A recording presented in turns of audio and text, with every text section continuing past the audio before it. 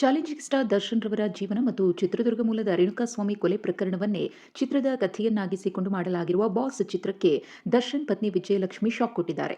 ಚಿತ್ರದ ಬಿಡುಗಡೆಗೆ ತಡೆ ಕೋರಿ ವಿಜಯಲಕ್ಷ್ಮಿ ದರ್ಶನ್ ಕೋರ್ಟ್ ಮೆಟ್ಟಿಲೇರಿದ್ದಾರೆ. ವಿಜಯಲಕ್ಷ್ಮಿ ದರ್ಶನ್ ಸಲ್ಲಿಸಿರುವಂತಹ ಮೇಲ್ಮನವಿ ಅರ್ಜಿಯ ವಿಚಾರಣೆ ಹೈಕೋರ್ಟ್ನಲ್ಲಿ ಸುದೀರ್ಘವಾಗಿ ಸುಮಾರು 4 ಗಂಟೆಗಳಿಗೂ ಹೆಚ್ಚು ಕಾಲ ನಡೆದಿದೆ. ನಟ ದರ್ಶನ್ ಮತ್ತು ಅವರ ಪತ್ನಿ ವಿಜಯಲಕ್ಷ್ಮಿ ಪರವಾಗಿ ಹಿರಿಯ ವಕೀಲ ಶ್ಯಾಮಸುಂದರ್ ಅವರು ಸುದೀರ್ಘವಾಗಿ ವಾದ ಮಂಡಿಸಿದ್ರು. ಬಾಸ್ ಚಿತ್ರದ ಬಿಡುಗಡೆ ತಡೆಗೆ ಸಂಬಂಧಪಟ್ಟಂತಹ ಕಾನೂನು ಅಂಶಗಳು, ವೈಯಕ್ತಿಕ ಹಕ್ಕುಗಳು, ಮೇಲ್ಮನವಿಯ ಪ್ರಮುಖ ವಿಚಾರಗಳನ್ನು ವಕೀಲರು ಕೋರ್ಟ್ ಗಮನಕ್ಕೆ ತಂದರು. ಇನ್ನು ಬಾಸ್ ಚಿತ್ರದ ಪರವಾಗಿ ಬೆಂಗಳೂರು ವಕೀಲರ ಸಂಘದ ಅಧ್ಯಕ್ಷ ವಿವೇಕ್ ಸುಬ್ಬಾರೆಡ್ಡಿ ಅವರು ನಿರ್ಮಾಪಕ, ನಿರ್ದೇಶಕ ಮತ್ತು ನಾಯಕ ನಟರ ಪರವಾಗಿ ವಾದವನ್ನ ಮಂಡಿಸಿದ್ರು.